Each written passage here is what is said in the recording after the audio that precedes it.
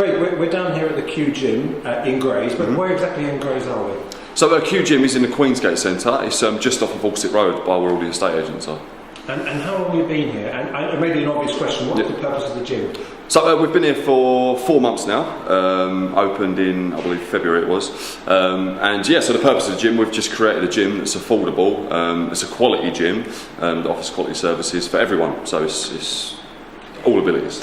And you say affordable. Over the years, since the boom, I guess, of gyms, maybe in the late 80s, early 90s, have gyms become quite expensive places to go to? They can be. It depends what sort of gym you're looking for. If you're looking for more sort of like quality stuff or the leisure style stuff, like maybe like Valentine's gym, we're definitely not that. We're something completely different. We offer like strength and conditioning, but also it's got that aspect of the cheaper gym where the memberships are affordable. And there's no contracts either, so we've sort of steered away from that to try and not sort of lock people into agreements. That's one thing that just gets on people. Yeah, definitely. There's locking into, and can I do that? And that's a concern, isn't it? What a fitness has health. I mean, tell us a bit about your background. You've always been involved in health and fitness. I originally started in construction, and then one day I just decided I wanted to get into fitness. I've been training myself anyway in the gym, and then I developed a bit of a passion for it. I went off and done a course, and then I just got obsessed from there on, and continued in the industry. And like, obviously today we've opened Q Gym, and it's gone really well. Where did you work before? I worked at Palmer's College, so a local college gym. I was there for 6 years, and another guy I work with, he was there for 20 odd years as well. And then we've sort of collabed and come off with this place. What's the typical, as fitness, people's approaches to fitness changed over the years? Definitely, I think it's becoming, like people becoming more aware that fitness is important. In every aspect of life, I think we've sort of hit a wall where everyone's realising foods are bad, or certain foods are bad, and we need to start taking care of our health. Off camera, we were talking about things like park runs, and there are some people who do things in 5 kilometres in 16 minutes, but there are people who might want to do it in an hour and 16 minutes. Yeah, I mean, fitness is for all, isn't it? Yeah, definitely, it is for everyone. If you want to go to that level and compete and become like an athlete, then that's for you, but you don't have to. I've seen people do park runs, 5k in an hour and a half. It's not necessarily you've got to keep up with the people ahead, because they've been doing it for a long time. So there's no really right place to start, it's just getting started. Where are you from? Where are you from? So I'm originally from Tilbury, but I've only just recently moved to Grays, literally around the corner from this gym. What do you think of Grays? I always had a bad opinion of Grays, but in actual fact, working in Grays and living in Grays, it's definitely changed. In what way? The people, mainly. I always got sort of negative responses from people about any like the communities in Grays and stuff like that.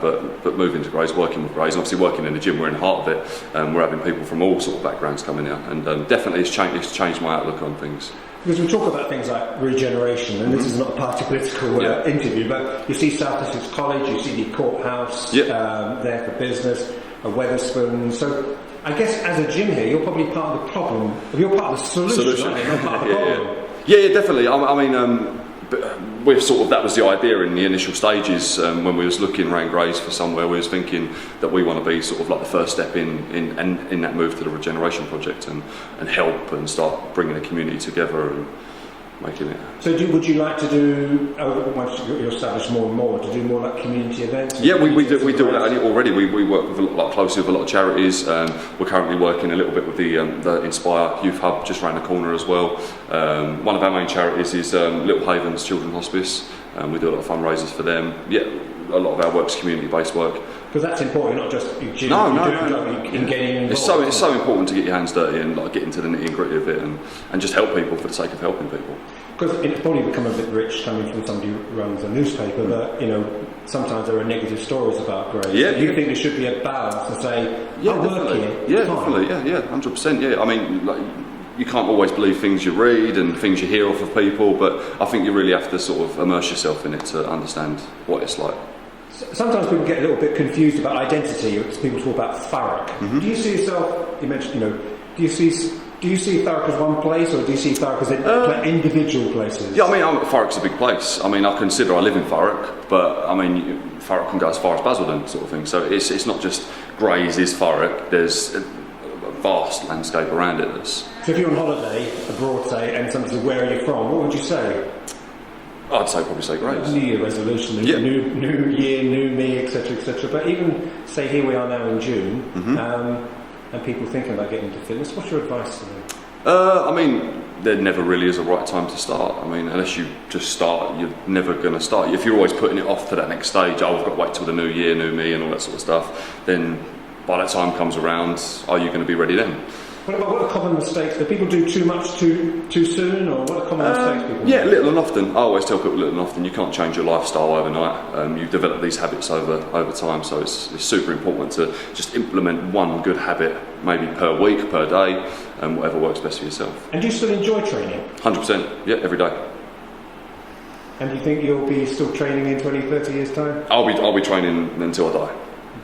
Great, thank you very much.